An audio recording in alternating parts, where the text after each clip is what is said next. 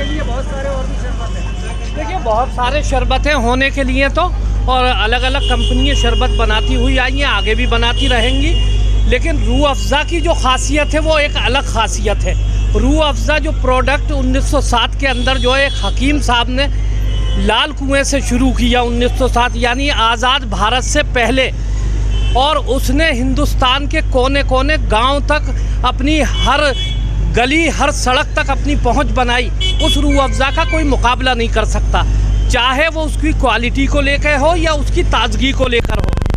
अब लाला रामदेव साहब को जो है जब उनके शरबत और उनकी दुकानदारी जो है बंद होने लगी है, उन्होंने पहले तो देश के अंदर जो है अपने प्रोडक्ट्स को लेकर जो है धर्म का चश्मा पहनाने की कोशिश करी।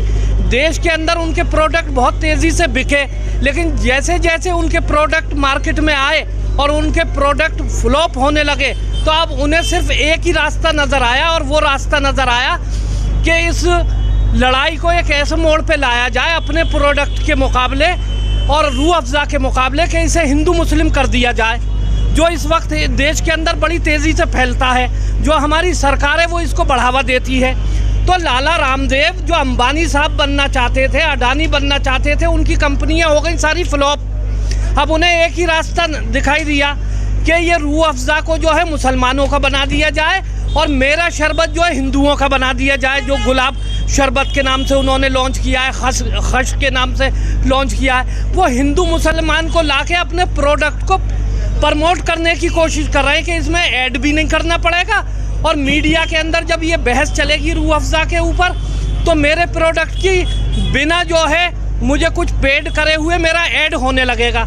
लेकिन वो देश के हमारे बहुसंख्यक हिंदू भाइयों ने रूह अफ़ज़ा के मुकाबले उनके शरबतों को खुद ही फ्लॉप कर दिया, यानी देश के मुसलमानों को या रूह अफ़ज़ा कंपनी को बोलने की ज़रूरत ही नहीं पड़ी। अगर वो लाए हैं कोई नया प्रोडक्ट, आप ट्राई तो करके देखते हैं उनका, क्यों नहीं करा आपने ट्राई? देखिए ट्राई करने में कोई हर्ज नहीं है, लेकिन वो जिस एंगल से ट्राई करने में तो कोई हर्ज ही नहीं है। उनके प्रोडक्ट हमने बहुत ट्राई किए, लेकिन जब वो जो है बजाय फ़ायदे के नुकसान करने लगे तो लोगों ने छोड़ना शुरू कर दिए। अब उनका नाम ले ही लिया है आपने, तो उन्होंने एक वीडियो में बोला भी है कि रूह अफ़ज़ा का नाम तो नहीं लिया उन्होंने, शरबत बोला है कि शरबत जिहाद बोल दिया गया। हाँ, देखिए जिस तरह की प्रोपगंडा लाला रामदेव कर रहे हैं, इससे कुछ होने वाला नहीं है। रूह अफ़ज़ा देश के बच्चे के जहनों के अंदर अपना घर कर चुका है, और जो आज़ादी से पहले का प्रोडक्ट हो, और वो आज भी सबसे ज़्यादा देश के अंदर शरबतों में अगर सबसे ज़्यादा कोई पॉपुलर शरबत है तो वो रूह अफ़ज़ा है। वो उसको तोड़ नहीं सकते। उन्हें कोई और प्रोपगंडा करना चाहिए, बजाय रूह अफ़ज़ा को वो लव जिहाद की तरह और शरबत जिहाद और फलाना जिहाद करने से कुछ रूह अफ़ज़ा का नहीं होने वाला। ना रूह अफ़ज़ा के लिए किसी को कोई सफाई देने की ज़रूरत है, क्योंकि रूह अफ़ज़ा वाहिद एक ऐसा शरबत है, डाबर का भी आता है, कभी उस कंपनी ने कोई इस तरह की बात नहीं की, उनका भी बिकता है। लेकिन रूह अफ़ज़ा का जो टेस्ट है और जो जिस मकसद के लिए रूह अफ़ज़ा को बनाया गया हकीमों के ज़रिए, वो गर्मी को देखते हुए बनाया गया। गर्मी की तासीर को ख़त्म करने के लिए रूह अफ़ज़ा हकीमों के ज़रिए बनाया गया एक प्रोडक्ट है, ना कि जो है ढोंगियों के ज़रिए बनाया हुआ कोई प्रोडक्ट है। और दिल्ली की सरजमीन हकीमों के मामले में बड़ी मशहूर हिकमत रही है दिल्ली की सरजमीन की, चाहे वो बल्ली मारान की गलियाँ रही हों, चाहे लाल कुएँ की गलियाँ रही हों, जहाँ से हिकमत ने एक तरह से हिंदुस्तान के अंदर जन्म लिया।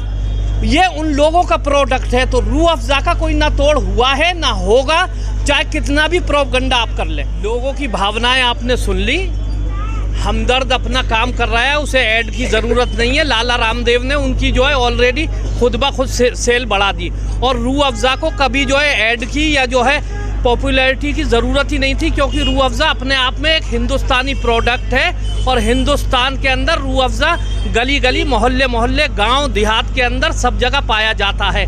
चाहे वो लस्सी हो, चाहे वो किसी भी तरह के और जूस हो, उनके अंदर सब में जो है रूह अफ़ज़ा को मिक्स किया जाता है। ऐसा शरबत बना रहे हैं कि हिंदुस्तान के अंदर नहीं होगा, सारे शरबत हम तो वेलकम करते हैं। आप ऐसे शरबत बनाइए, हम वेलकम करेंगे, लेकिन नफरत के आधार पे आप जो है शरबत बनाएंगे, आप हिंदू मुसलमान और जिहाद के नाम पे शरबत बनाएंगे।